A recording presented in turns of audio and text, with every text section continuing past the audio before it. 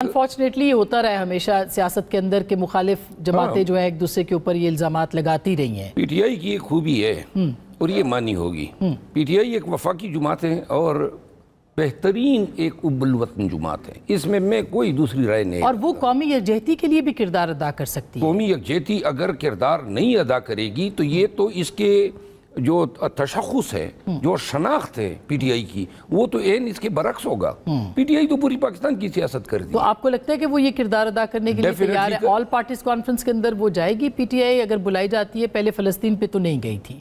मेरा ख्याल है अगर बुलाई गई तो ये एक ऐसे अहम नौइयत का मसला है कि जिसमें वो कहते हैं ना, पूरी कौम की जो है नज़र तमाम सियासतदानों और सियासी पार्टियों की तरफ होगी। पाकिस्तानी अमन चाहते हैं, पाकिस्तानी ये किसी को भी दरगुजर नहीं करेंगे जो इस जिम्मेदारी को भी सियासी अपने मसलियतों पे कुर्बान करेगा।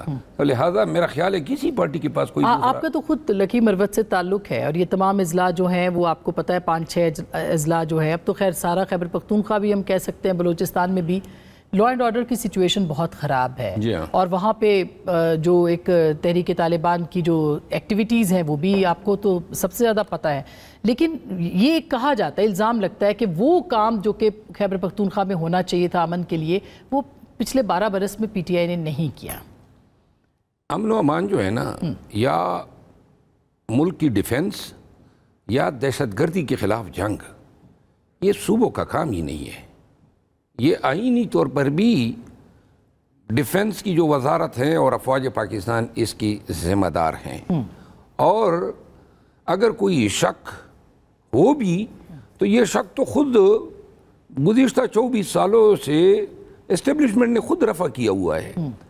गुज़िश्ता 24 सालों में किसी एक मौके पर भी दहशतगर्दी की जंग में माँ सिवाय इनकी से के किसी और की कोई से न रही है न चली है।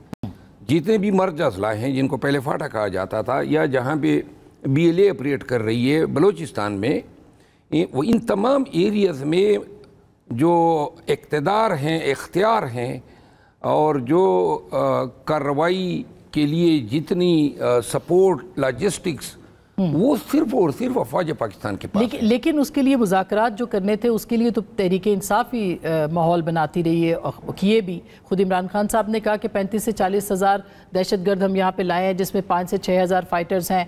उनको वापस लाने का फैसला तो बहरहाल पॉलिटिकल गवर्नमेंट का था ना। नहीं, आज आपने बाजवा साहब का नाम लिया अपनी तकरीर ये बात मैंने आज पार्लियामेंट में कही, आपने बिल्कुल कही। मैं आपको अर्ज करूँ ना, हाँ, तो क्या पॉलिटिकल गवर्नमेंट को आप बिल्कुल फारिग कर देंगे कि उसका कोई किरदार नहीं था? मैं आपको गुजारिश करूँ, यही बात मैंने असेंबली में आज की है।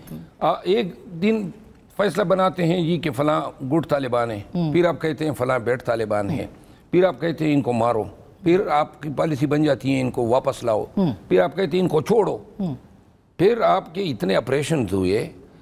ये बताए ना कि, और ये मुख्तलिफ हुकूमतों के दौरान हुए। ये जो 40,000 लोगों को लाने का फैसला था, आज भी असेंबली में मैंने ये तमाम सियासी पार्टियों की मौजूदगी में ये बात की, पीपल पार्टी, नून, MQM, JUI और PTI, ये तमाम जो हैं बाजवा साहब और फैज साहब ने इनको ऑन बोर्ड लिया, इनको ब्रीफिंग दी। ऑन बोर्ड क्या लिया यहाँ पे, तो आज मैंने कहा ना कि उस वक्त किसी की जरूरत ही नहीं हुई कि इनको कह देता कि ये क्या कर रहे हैं आप। नहीं, मोहसिन दावड़ साहब बोले थे उस वक्त, और मुझे याद है कि बिलावल साहब ने भी, मुस्तफ़ा नवाज खोखर ने भी कुछ सवाल उठाए थे। ये हमने अगर हैं तो मेरी लाइल्मी है, लेकिन अगर इन्होंने ये कहा है तो दोनों जो हैं इसके लिए दाद के काबिल हैं। ये फैसला जो था उस वक्त भी एस्टेब्लिशमेंट का था, और जितनी स्ट्रेटजीज बनी हैं, चाहे क्रॉस बॉर्डर टेररिज्म है, चाहे इन्हीं ममालिक के साथ स्ट्रेटेजिक या रिलेशनशिप हैं, फॉरेन जो रिलेशंस हैं, या फिर इन के साथ ट्रेड की बात हो, ये सारे मामलात तो एहतसाब होना चाहिए। खुद वजीर दिफा ये कह रहे हैं खालिद साहब। ये बताइएगा कि और एक बात और भी है ना, वो ये है कि बाजवा और फैज का एहतसाब क्यों नहीं होता है? आर्मी एक्ट के तहत इनका ये फेल उन लोगों को लाना जिन्होंने APC, जिन्होंने ये जो पेशावर का स्कूल था जी, army public school, army APS school, उनके बच्चों को जो कत्लेआम किया था, फिर उन्हीं लोगों को छोड़ना, یہ ایسے جرائم تو آپ کہہ رہے ہیں اس وقت کی حکومت بالکل ذمہ دار نہیں تھی اس کی؟ حکومت ذمہ دار نہیں تھی، لیکن جو ذمہ دار تھے ان کو کس طرح ان سے جو ہے، تو پھر حکومت ذمہ دار نہیں تھی تو وہ چلی جاتی، جس نے جو کہ بریفنگ میں بھی نہیں آئی تھی۔ عمران خان صاحب نے بریفنگ بھی دینا جو ہے وہ مناسب نہیں سمجھا تھا جب 26 نومبر کا واقعہ ہوا، جب یہ جہاز آیا تھا، جنوری کا واقعہ جو تھا، گرایا تھا پاکستان نے، اس کے بعد ایک بریفنگ ہوئی تھی، آپ کو یاد ہوگا ہاؤس کو، اس میں پرائم منسٹر نہیں آئے تھے۔ لیکن بات یہ ہے دیکھیں نا، پولیٹیکلی بھی تو پولیٹیکل لوگوں کو بھی تو دیکھنا چاہیے نا۔ اگر آپ شہباز شریف صاحب کو کہیں گے آج، جو کہ بہت ساری جو بھی ہے اس وقت سٹنگ گورنمنٹ، وہ بھی تو ذمہ دار ہے، اور ملٹری لیڈرشپ بھی ذمہ دار ہوتی ہے، باجوہ صاحب کا کیوں نہیں احتساب ہونا چاہیے؟ یہ آپ دوسرے آدمی ہیں وزیر دفاع کے بعد جو یہ بات کر رہے ہیں۔ احتساب بھی ہونا چاہیے، اور دوسری بات یہ نا، ایسی غلط پالیسیاں بنانے والوں کا جو ہیں قوانین کے تحت محاسبہ ہونا چاہیے، کیونکہ وہ صرف اس کی وائٹ کوالیفیکیشن جس کی وجہ سے وہ شاید بچتا پھر رہے، وہ یہ ہیں کہ فارمر آرمی چیف ہے، تو لہٰذا کیوں مطلب ہے اس کو امیونٹی دی جائے؟